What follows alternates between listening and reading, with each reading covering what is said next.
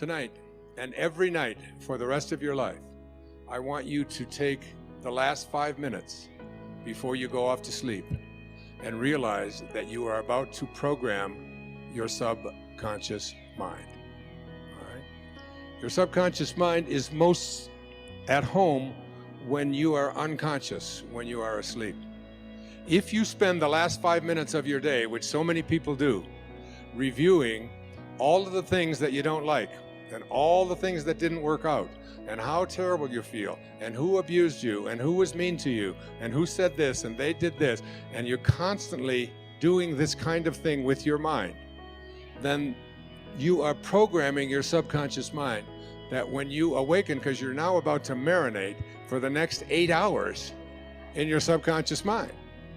And then when you awaken, you will rejoin the universal subconscious mind, the mind of God, from which we all originate. We're all just individualized personal expressions of that one thing that we call the Tao, or God, or divine mind, or soul, or spirit. But the Tao that can be named is not the Tao. So you want to be real careful about how you program your subconscious mind. This is from the book of Job. In a dream, in a vision of the night, when deep sleep falls upon men while slumbering on their beds, then he opens the ears of men and seals their instruction. Job 33, 15 and 16. When you are slumbering on your bed, he opens your ears and seals your instruction. What you place into your subconscious mind as you are about to go into this deep slumber is all dependent upon what you do the last 3 or 4 or 5 minutes before you go off to sleep. You want to place into your imagination whatever you have placed into the I am that I spoke about earlier. I am well, I am content, I am peaceful, I am happy, I am prosperous, I am abundant, I am God, I am God, I am God. Because at the basic core, each and every one of us are just that.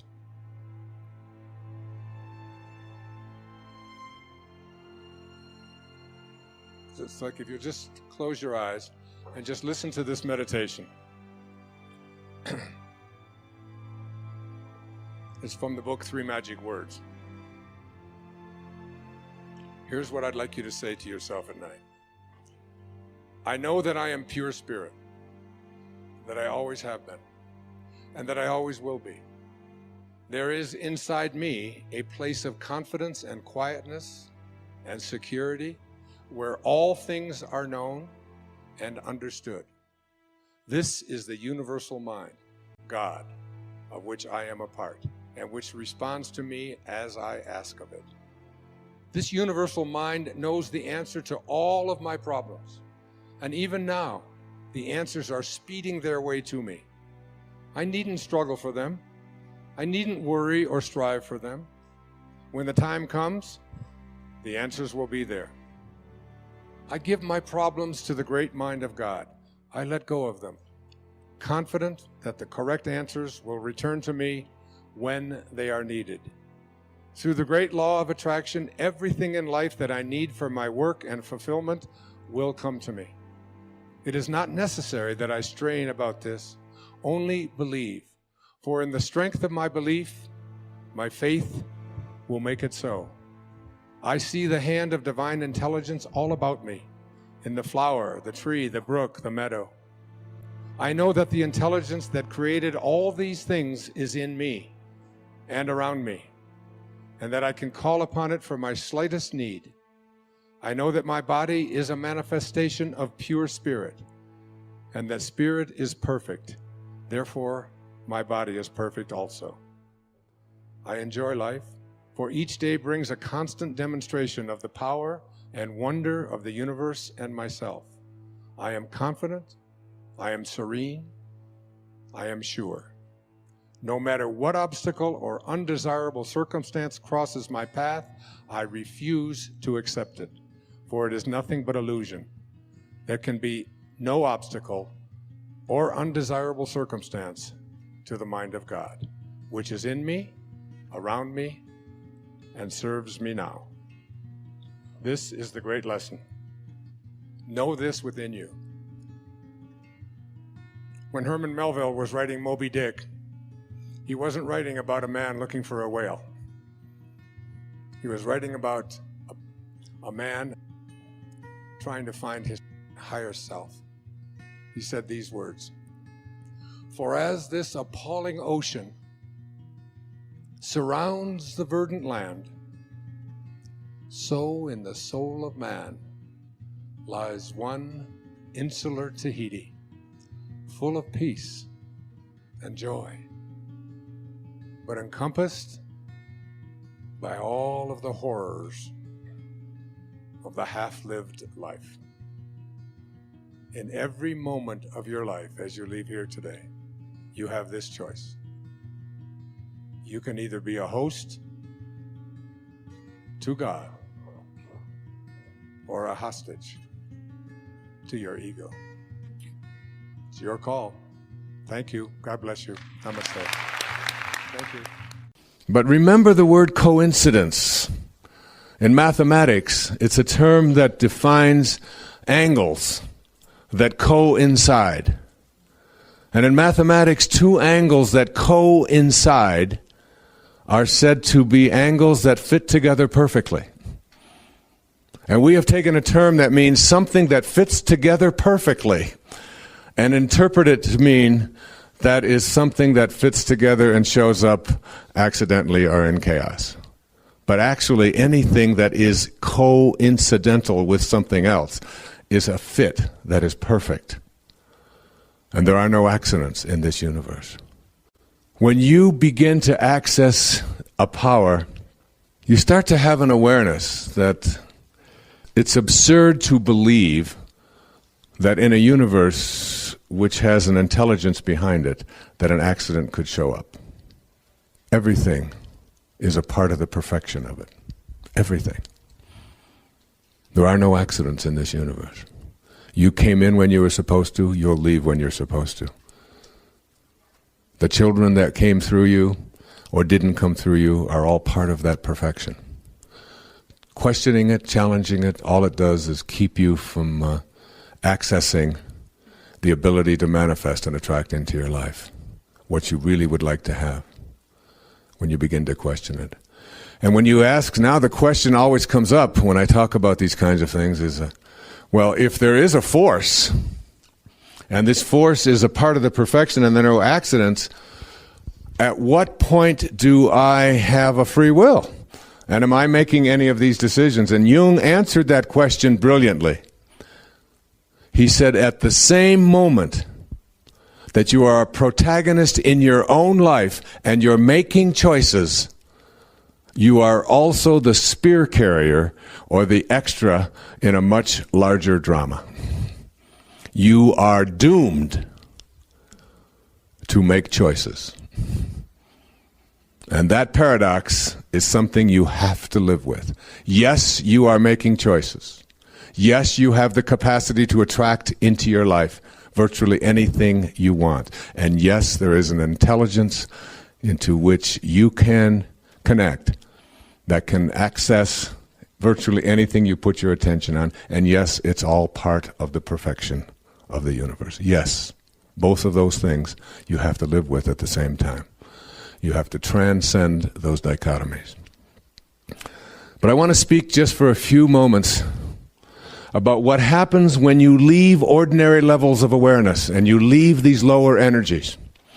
When you leave the energy of the solid, where all of your problems occur, when you leave that and move into this energy of spirit, wherein you only have love to give away, as I spoke about earlier, where your response to sadness is always a higher energy of joy, where your response to doubt is always a higher energy of faith, where your response to hatred is always the higher energy of love. When you practice what Francesco taught us in that very famous prayer attributed to St. Francis, What happens when you reach these higher spiritual energies is that you start to access something in which you can see it coming. And you get outside of yourself, as I just spoke about. And that is called intuition. And that intuition is available to you, that you can practice it virtually any time in your life, but you've got to get out of these lower and slower energies because it's not accessible there. It doesn't exist there. Problems exist there. Fear exists there. Worry exists there. Guilt exists there. Hatred exists there. Anger exists there. These are all lower and slower energies. And when you listen to the 10th principle, you'll see that they're not just lower energies, but they weaken us whenever we access them and whenever we use them. But when we get outside of them, we start to get out in front. And now I suggest to you, brazenly, that you don't have to have accidents in your life. That you don't have to be a victim of crime in your life. That you don't have to live in a world of scarcity in your life. You don't have to. If you're willing to take responsibility for whatever acts of crime have come your way without guilt, if you're willing to and just say, I own them, they're mine, I've attracted it for some reason. If you're willing to say, I have had these various accidents and I've attracted that into my life, I don't understand why, but I know that it's mine. If you're willing to say that I've attracted the wrong people into my life, people who have abused me and victimized me, and I have taught people how I'm willing to be treated, and I'm no longer willing to do that, and so I'm going to send out a different attractor energy. If you're willing just to take responsibility without guilt, I underline it, I don't want any letters, okay? I underline it. You do not deserve any of it. You have not been punished for the things that have happened in your life. You just own them. They're yours, because you can't get past them if you're waiting for something outside of you to change. You get past them by taking responsibility for them. Then what happens is you start seeing an accident coming. And many of you have had that experience. When you are in a higher frequency in your life, and you have an intuitive sense that, I know it's a green light, but I think I better stop. You know, a lot of heads nodding up and down. And something tells you, whatever it might be, something tells you, I better stop and slow down here. And zoom, there goes somebody through a red light, and you stop and you have that feeling that goes through you. You go, what was that? What was that? And you know when you can access that? When you're close to God. When you're in fear, you can't access it. I tell people, supposing you went to sleep and you had a dream, and in your dream you had all these different characters, and you had all of this money, and you had everything that you wanted in your dream. And then you woke up. And then you look back at your dream, and you became attached to the stuff that you had in your dream. And you said, wait a minute, I want that. There was gold in there. There was silver. There was all of these friends. I had a Ferrari there. I mean, all of this. I got to have that. Somebody would come away and cart you off and put you in a rubber room and say, that was a dream. You can't be attached to that. That's just a thought that you have. That's the way you got to view life. Instead of it being an 8-hour dream, it's an 80-year dream or a 90-year dream. And at the end of the dream, you don't want to be looking back at all of the stuff that you wish you could still have, because you can't have it. You don't get any of that. So you try to detach yourself now, while you're here, while you're alive, from the need to have that stuff. Instead, you just let it sort of all flow. As absurd as it would be for you to be attached to the stuff that you had in your dream, it's that absurd for you to be attached to the stuff that you're having in this dream. You have to die while you're alive. Now, that's a very hard concept for people to get. But you have to experience your own death while you're alive. Let me tell you a story. It's a wonderful story. It's an old, ancient story. I'll paraphrase it. There was a hunter who lived in India, and he would go to Africa every 2 years, and he would bring back animals and prizes and things like that. Well, one year he took off and he went to the jungle, and he discovered this large enclave inside the jungle. And it was filled with beautiful parrots, beautiful birds, multicolored, and they all talked. And he couldn't get over it. And he put a net out over one of the trees, and he captured one of the parrots. And he put the parrot in a cage. And he brought the parrot back to be with him in India as his pet.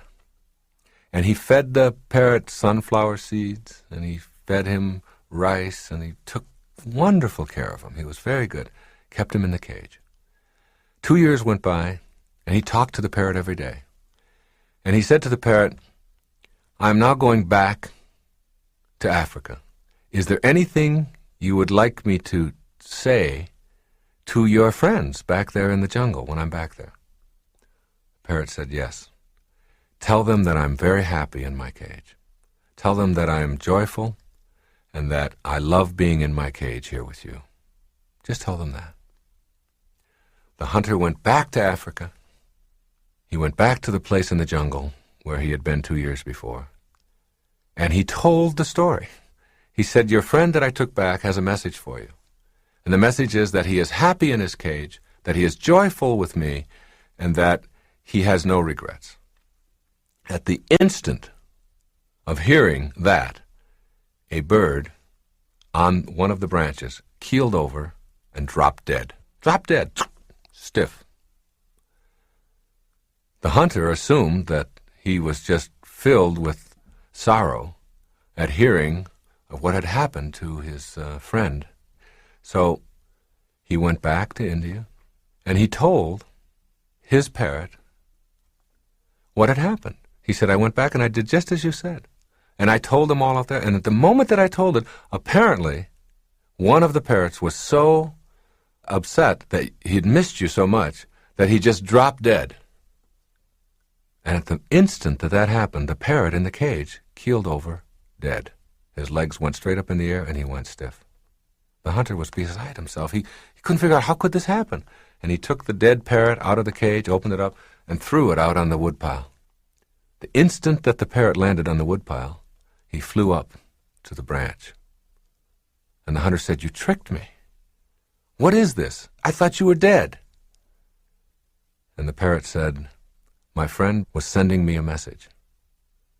He told me, by his actions, that in order for you to escape from your cage, you must die while you're alive."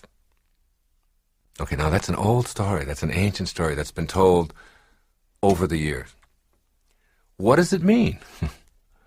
I mean, don't you see that this is a cage? That the whole planet is a cage? If you can just stand back far enough and see that we're still restricted by the limitations placed on us as human beings. We're stuck here, or maybe in our homes, or in wherever we are. We're all in cages. And even though we have more room to manipulate, we may even have a whole planet, we're still sort of in cages. Now, how do you escape from the cage that you're in? You have to die while you're alive. You have to literally experience your own death. All of us have to. All of us are going to die. So why not experience it in advance? And see yourself out of your body, gone, but able to look back at what's going on now. Just like the dream, where you have the dream and you have everything you want, but you're able to look back at it. As you do that, you begin to see the folly, the absurdity of hanging on to anything, of being attached to anything, of needing anything, of telling yourself that I can't be happy if, from the perspective of having died, but being able to look back on it just like the dream. As soon as you can do that, as soon as you can experience yourself formless, dimensionless, form and all of the attendant things that you hang on to become irrelevant. They're not necessary any longer. You have a whole new way of living, a new way of being. It's my experience that most people live their lives in the wake by hanging on to personal histories to justify their self-defeating behaviors and the scarcity in their lives. They hang on to past pains, abuses, and shortcomings as calling cards to announce a poor me status to everyone they meet within minutes of their introduction. I was abandoned as a child. I'm an alcoholic. I'm an incest survivor. My parents were divorced and I've never gotten over it. The list could go on for hours and hours. Your past is over. By bonding to your past, you not only ensure that you'll be immobilized today, but you prevent yourself from healing. By referring to past struggles and using them as the reasons for not getting on with your life today, you're doing the equivalent of attributing to the wake the ability to drive the boat. This also works in reverse. Many people refer to the good old days that are gone forever as the reason why they can't be happy and fulfilled today. Everything has changed. No one respects anybody else like they used to. $1 used to be worth $1. Now everything is so overpriced. People don't seem to want to help out like they did in the past. When we were kids, we respected authority. Today's kids walk all over their parents. This is also living in the wake and assigning responsibility to the past for why you can't be successful or happy today. Getting out of the wake. Imagine a pencil with the ability to only write your past history. It has no use otherwise. All of your past is in that pencil. Are you going to keep it? What for? Are you going to give it up? Perhaps Omar Khayyam will inspire you with this poem written 1,000 years ago. The moving finger writes, and having writ moves on, nor all thy piety nor wit can lure it back to cancel half a line, nor all thy tears wash out one word of it. You can cry all night about the history in that pencil, all that it contains and all you wish you could erase or bring it back again, but all of your tears can't wash out one word of the past, as the poet-philosopher reminds you. You want to let go of your personal history that's symbolized by that pencil, but when you walk away from it, no matter how far you walk, you look back and there it is. You're ready to be rid of your personal history and to move fully into the present moment, but the pencil is always there when you look back. I suggest that you pick up the pencil and with compassion, allow the words, wounds, and pains of the past to be written, embraced, examined, understood, accepted, and loved for all that you've learned and experienced. The act of picking it up and embracing it will give you the strength to transform the past into song, poem, paint, or ritual if you feel called to do those things, or to throw it away in your unique way. Embracing your personal history. In a universe that's an intelligent system with a divine creative force supporting it, there simply can be no accidents. As tough as it is to acknowledge, you had to go through what you went through in order to get to where you are today, and the evidence is that you did. Every spiritual advance that you will make in your life will very likely be preceded by some kind of a fall or seeming disaster. Those dark times, accidents, tough episodes, periods of impoverishment, illnesses, abuses, and broken dreams were all in order. They happened so you can assume they had to, and you can't unhappen them. Embrace them from that perspective, with help if you need it, and then understand them, accept them, honor them, and finally retire and or transform them in your own way. I know someone who gives them a new job description. Become free to immerse yourself in this moment, the now that's called the present, because it's simply that, a present to open, relish, nurture, play with, and enjoy, and explore. All you get is now. The willingness and ability to live fully in the now eludes many people. While eating your appetizer, don't be concerned with the dessert. When reading a book, notice where your thoughts are. While on vacation, be there instead of thinking about what should have been done and what has to be done when returning home. Don't let the elusive present moment get used up by thoughts that aren't in the here and now. There's an irony to this habit of having your mind drift to other times and other places. You can only drift off in the now, because now is all you ever get. So drifting off is a way of using up your present moments. You do indeed have a past, but not now. And yes, you have a future, but not now. And you can consume your now with thoughts of then and maybe, but that will keep you from the inner peace and success you could be experiencing. It's doubtful that the other creatures waste the present in thoughts of past and future. A beaver only does beaver, and he does it right in the moment. He doesn't spend his days wishing he were a young beaver again, or ruminating over the fact that his beaver siblings received more attention, or his father beaver ran off with a younger beaver when he was growing up. He's always in the now. We can learn much from God's creatures about enjoying the present moment rather than using it up consumed with guilt over the past or worry about the future. Practice living in the moment and refuse to allow any thoughts based on your past to define you.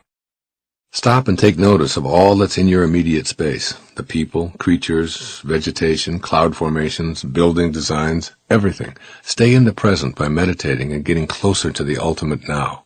which is God. God is only here and now. Think about this. God will not be doing anything different 1 hour from now than God is doing right now.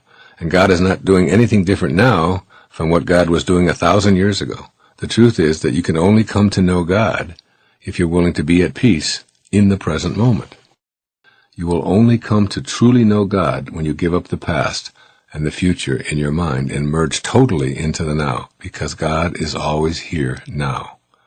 Very few people understand and live this principle, largely because of their conditioning and unwillingness to train their minds in present moment living. That's one of the reasons why I sometimes say that it's never crowded along the extra mile. On the extra mile, choosing inner peace and attracting success into your life while living in the present moment becomes a way of being. You can begin by releasing your personal history from your repertoire of available excuses for why you're not living in peace. The purpose of dancing at a dance floor is not to get to someplace else on the dance floor. Your purpose isn't to end up over here, like this is where we're going to end up. So all of this other stuff is irrelevant. Our purpose is to get here. We don't do that. When we dance, we enjoy every single step of the dance, all of the music. And wherever we end up is where we end up. It's just like enjoying a concert. I mean, the purpose of enjoying the concert isn't to get to the end. If that was the case, then the people who conducted the fastest would be the best. And people who wrote only finales would be considered geniuses. Dun, dun, dun, dun. Oh, that was fantastic. You see? It's like peeling a banana. You know, the purpose isn't to get to the other end. It's to enjoy every bite. And the same with life. If we, self-actualizing, fully functioning, highly spiritual people, the great teachers are people who didn't do what they did because they were going to make money off of it, because they were going to be approved of, because it was going to be enduring. They did it because it was what their heart told them they had to do. They have no investment in power or control over others. Their life is not about who I'm better than. See, true nobility is not about being better than somebody else. Everybody's better than somebody else at something and not as good as somebody else at something else. True nobility is about being better than you used to be. It's about growing in your life. That's what nobility is. And highly functioning people they're not looking into other people's lives. The last line of Candide, Voltaire's great novel, this whole story of this wanderer, Candide, this great teacher and sort of comic person. The last line, I guess we'll have to learn to cultivate our own garden. Cultivate your own garden. If other people want to grow rutabagas and you want to grow cabbage, then allow that and be independent of that. But so many people live their lives through what others are doing, how well they're doing it. Fully functioning people let go of that. That they have incredibly high energy and enthusiasm. Enthusiasm, entheos, the God within. When people say to me, what makes a great speaker? I said, be authentic and be enthusiastic. And it doesn't matter what your content is. People will love you if you're authentic and enthusiastic. If they can see the God within you. If they have no concept of failure. There's no such thing. If you take a golf ball and you put it up on a tee and you stand there and you swing at the golf ball and it dribbles off to the side, you haven't failed. You've produced a result. The question is, what do you do with the results you produce? Everything that you do produces a result. You can call it failure and say, well, I'm not good at this, I've never been very athletic, and apply all kinds of labels to yourself. But we should never, ever allow ourselves to think of ourselves as failures, nor should we ever place that label on anybody else, because you can't fail. It's just a judgment. The only difference between a flower and a weed is a judgment. It's just a judgment. And the difference between success and failure is just a judgment. You know, Edison, the great inventor, of course. You know, when asked the question, he had tried 25,000 different ways to invent a battery, and he still didn't have it. And finally someone said to him, how does it feel, someone of your stature, to have failed 25,000 times? He said, failed? I don't know anything about failing. He said, today I know 25,000 ways not to make a battery. What do you know? And every time you do something, every time you go, and it doesn't work, you learn something. And the question isn't whether you failed, it's what do I do with the results I produce? If you pick the golf ball up and put it back on there and say, all right, I'm going to correct that, and you do it again and again and again, eventually, if you go through the 4 pathways, if you practice the discipline and the wisdom and the unconditional love, eventually, when you surrender, you'll know how to hit a golf ball. But you'll never do it the moment you label yourself to be a failure. And as we move up from 10,000 cycles per second on your emotional health, we move through the various symptoms of neurosis: worry, fear, anxiety, stress, tension, self-rejection, until we get to a point at point B where we are experiencing an absence of symptoms. However, we know that at any moment, one phone call or one piece of news that is not consistent with what I expect, it's called dissonance. This cognitive or emotional or affective dissonance could literally create in me a state of immobility. So the right phone call or the right action, or somebody having an accident, or somebody not doing what I think they should, or somebody even saying something to me that I dislike, or whatever it might be, and I could instantly go back into 18, 16, 14, and perhaps even 12 and 11 and 10,000 cycles per second. It's been discussed that chronic depression is something that affects as much, I've heard estimates as high as 20% of the population. That people are consuming things like Prozac and antidepressives at an alarming rate. And it's intriguing because there's no such thing as depression. I defy anyone to go out with a container and bring back any depression. The world is just the way it is, and there's no depression in it. There are only people thinking depressing thoughts, and then those depressing thoughts affecting our chemistry, our physical makeup, to a point where we become immobilized. There's no stress in our world. The world is the way it is. There are only people thinking stressful thoughts, and those stressful thoughts become our reality, our detachment from our source, our separation from our source. We start moving away from our source rather than toward it. And as we move in the opposite direction of our source, we find ourselves breaking down, being emotionally immobilized, upset, fearful, anxious, and so on.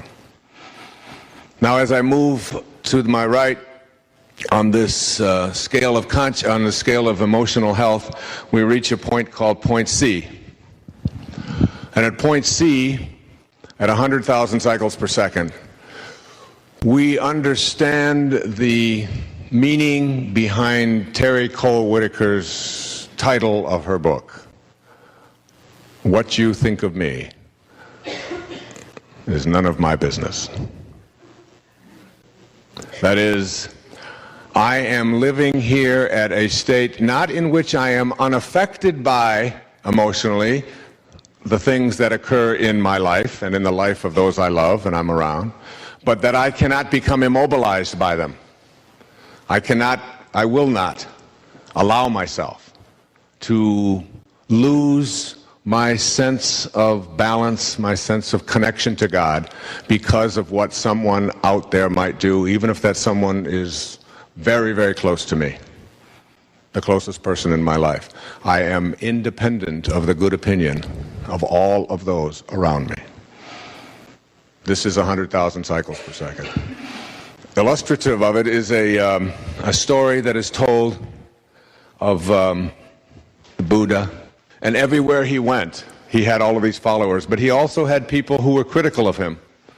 And these people would find fault with him, and they would say things about him that were insulting, and they would be very inflammatory, and they would be extremely critical of him. And every time that they would behave in these ways towards the Buddha, he would respond with love, with kindness. That's all he could ever say. And one day one of his students said to him, "I just don't understand. For days and days, these people have been so critical and so ugly in their reactions towards you, and always you still react with kindness and love. How do you do that? How does that work?" And the Buddha responded with something that I think is very, very relevant to our lives. He said, if someone offers you a gift, and you do not accept that gift, to whom does the gift belong? And that was his answer. If someone offers you a gift of their hatred, of their criticism, of their bitterness, of their tension, of their fault finding, if they offer this to you, but you don't accept it, to whom does it belong? Why, it's theirs. And the Buddha was saying, why would you ever choose to allow yourself to become depressed, upset, immobilized over something that belongs elsewhere? It's not yours. You don't own it. What you think of me is none of my business. I had this really stunning realization one day when I was running, and I saw someone about 30 yards ahead of me who was running. And I was thinking about this concept of the unified life and that we're all one, and seeing the big picture and seeing ourselves as all connected and that we all come from a oneness. And because we're so stuck on our separateness, and I was looking at this runner some yards ahead of me, thinking, how could it be that I am connected to that person? I don't know him. I don't know his name. I don't know anything about him. How could there be any connection between us? It was like this thing dawned on me that I am already an I that is we. In other words, I have many different life forms on me. In my eyelids, I have thousands of bacteria. In my pancreas, in my ears, and all over me, I have like thousands of these different life forms. And yet I think of myself as a singular unit, but I am made up of a lot of life, a lot of stuff that is alive. So if you can get back far enough, again, it's always a question of perspective. If you could leave Earth plane, and you can only do that in thought, and look down and try to see humanity, you would really see one body. I mean, if you could get away far enough, you would see, and it would look, as you get closer and closer and closer, just like as you get closer and closer with a microscope into a raindrop. A raindrop looks like a raindrop until you start examining it closer and closer and closer, and then you see whole universes within one section of it that have never even had any contact with the other section of it. And so, well, that's the perspective you have to get on us all being connected. We only see it from this very tiny perspective. Now, how you can apply this in your life is just to remind yourself that just because there's a distance between you and somebody else doesn't mean that there's not a connection. That's the beauty of thought again. It wasn't, an hour ago that someone here at the studio said something to me about her father. And I said to her, well, get me your father's address and I'll send him a copy of one of my books. And she said, oh, he would really like that. And then she started talking about her aunt. And she was doing like a little imitation, and it was really funny. And she said, oh, my aunt just loves you. And she lives down in Florida. She said, she loves you. And I said, well, get me her address, and I'll send her one, too. I'd be happy to. And she didn't say anything at that moment. But then as she came to go to lunch with us, she said, you're not going to believe this, but my father called right after I talked to you, and he gave me my aunt's address, which I didn't have before. And she said, isn't that a coincidence? And I said, that isn't any more of a coincidence than that we've been talking about this very thing right here for the last several hours here in the studio in Chicago today. That there is a connection, and that you'll see it when you believe it. And all I suggest to you is that you try it. If you pull into a gas station and somebody is right up ahead of you, and they're parked in a place where you think you should be, and if they were only up at the pump a little further away, then you would be able to be happy and they would be able to be happy. Don't tell yourself that. See them as being exactly where they are, that you're connected to them, and treat them that way, so that you don't treat them with anger. You accept it. It's always acceptance. It's openness and acceptance. What you do is you just pull up in front of them and back your car up a little bit and use that pump. Don't treat that person as if they were separate from you. Treat them as if they were a part of you, because they are. It's just that you can't see the perspective. You will be able to see that perspective. You'll get that when you leave this form that you're so attached to and go into another dimension. You'll see all of humanity as one. You are one of the pieces of this puzzle called humanity. And if you are missing from it, or if you're incomplete, or if you're not in harmony, then you make all of humanity incomplete. And that's exactly how important you are as a person. And if you just start thinking like that, that everybody out there that you run into is somehow in some way connected to you, you stop being antagonistic toward them, because you know that if you got antagonistic toward the microbes that live inside the lining of your large intestine and just didn't want them there and said, I'm going to do everything I can to get them out of there, that would kill you. You literally need that life, that I, that is we, the self-contained unit that is comprised of all of life. You have to have all of that. It's equally true in a different level for all of humanity. And you start seeing everybody like that. And before long, you'll start seeing the connections. They'll start being there, but only when you believe it. As you listen more closely to your sacred self and transcend your ego, so too will the world ego be shifted away from power, control, and money, back to the basic virtues of higher awareness, back to peace, beauty, love, purity, tolerance, patience, and compassion. This does not mean that the benefits of technology cannot be enjoyed. It means that the ego will not be the motivating force in our lives. What we truly are as a people is a force that craves peace and simplicity. We want that deeper awareness that comes with the sanity of the higher self. It is insane to continue believing that we are a collection of tribes, each with a separate identity and a special mission. It is insane to believe that anyone who does not fit into our particular tribal mentality is a potential enemy. We know that there is not a separate God for each of us, or even for each of our tribes. We know that there is a universal divine intelligence that flows through all of us, and in that sacred space within us, we are all one and the same. We know that the best within us is love, kindness, and compassion. Yet our egos, both individually and collectively, have campaigned long and hard to promote a false idea. How sane is it for people to be killing each other over disputes that ancient egos created long before we arrived? How sane is it for us to believe that some of us deserve to eat the food that God provides, and that others do not deserve it by virtue of their geographic location? How sane is it for us to pump up our youth with the philosophy of the free ride by leading them to believe that if they want something, they deserve it? How sane is it to show our children pictures of violence as entertainment and allow them to adopt the ego belief that it is human nature to hurt others as a way to defend a right to be special and separate? As our higher selves begin to triumph over ego in the daily decision-making of our lives, we will truly be making progress on the path of the sacred quest for all of humanity. You must banish all doubt about your ability to facilitate such a quest and begin to know that you are both the microcosm and the macrocosm. There is a universe within you, a unified field of all possibilities that you can reach as you become the compassionate witness. Be silent. Shut down the inner dialogue. Most important, transcend the false self that we call the ego. That is when the healing will begin to occur. The world ego is destined to be restrained as more individuals look within and consult the higher part of themselves. The doubts are vanishing, and the spiritual revolution is well underway. Moving toward an egoless world is not some far-fetched idea, any more than the disintegration of the Iron Curtain was a far-fetched idea. To those who heard such talk a few years before it happened, it did indeed seem absurd, but ideas, thoughts, and inner knowings are powerful instruments for the disintegration of the false self. One of the simplest and most powerful ways of doing this is taught by Eknath Eswaran. Writing in his book Meditation, he advises us to spend 30 minutes every morning in meditation repeating the prayer of St. Francis.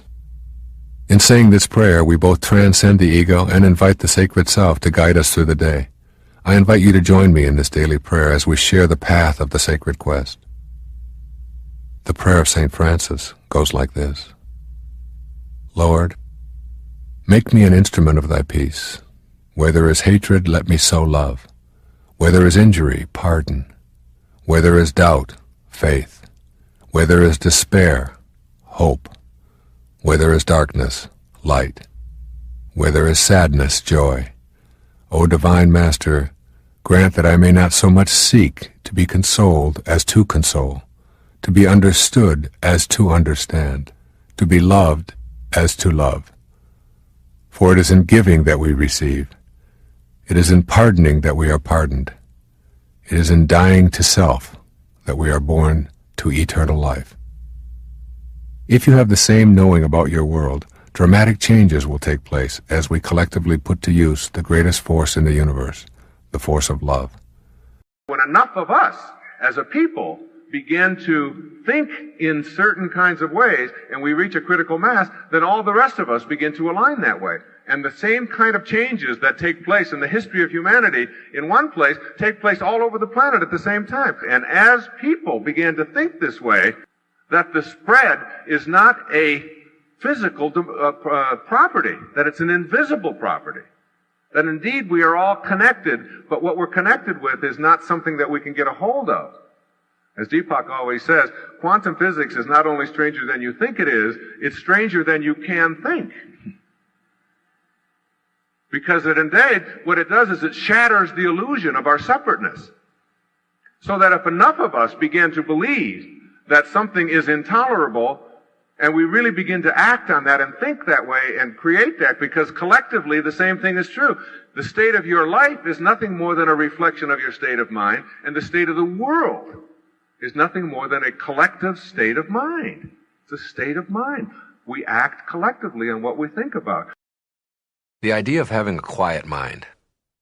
When I first started practicing meditating, which I encourage people to do, not from any Far Eastern guru loincloth kind of thing at all, but as a way of understanding that there's another dimension.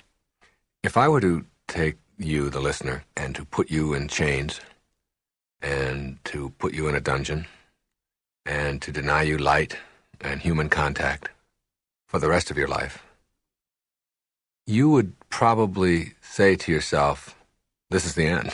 This is the end. I can't handle this. There are some people, believe it or not, among us, who, if you were to do that very same thing, would say, this is a beginning. There's a whole world there. If any of us were forced to learn how to go into that world, we would discover many, many, many things about ourselves. And I'm talking about the world of the mind. It's not an accident that all of the great spiritual masters have encouraged a kind of meditation of one kind or another, and that most advanced people, most awakened people, practice it on a regular basis. It's not an accident. You begin to discover how slimy your mind is. The thoughts that you have all the time, and how much disasterizing we do with our minds, and how much stuff that we occupy our minds with that is so unnecessary and so silly, so foolish, so destructive, that quieting our mind and meditating really go hand in hand. Now, meditating doesn't require a lot of training. It doesn't require somebody teaching you exactly how to do it or whatever, because that defeats the purpose of meditating. When you meditate, you really want to go in there and quiet your mind. And what you want to be able to do in your life is to have an open, but not a rampage going on inside of your mind, not 1,000 thoughts barraging it. And these thoughts that you have, these are yours. These are your creation. I used to tell people as a therapist, if you don't believe that you're in control of your thoughts, then I want you to tell me who is. Then I want you to find all those people who are in control of your thoughts and send them all to me. Then I will treat them, and you will get better, which is absurd. Obviously, you're not going to get better by treating somebody else. You are the creator of thought, which means that in some metaphysical way, you're the creator of your life. Thought originates with each one of us. But most of us have trained ourselves to believe that whatever we think just sort of happened, and thoughts just sort of, I call it the pop-in theory, you know? They just sort of pop in, and I can't help it. Boop, there's a thought, and it's just there. And I can't help it, it just happened. That isn't true when you train your mind. We spend so much of our energy training ourselves in all kinds of areas. We train ourselves in business. If we're going to get a new computer system, we go out and we spend millions of dollars in a company, and we train people how to work it. And we want to become good at golf or swimming or tennis or backgammon or anything that you can think of. We know that we got to go out and we got to practice and we got to train ourselves. We train ourselves, and we ignore our mind, which is 99% of who we are. We just completely ignore it.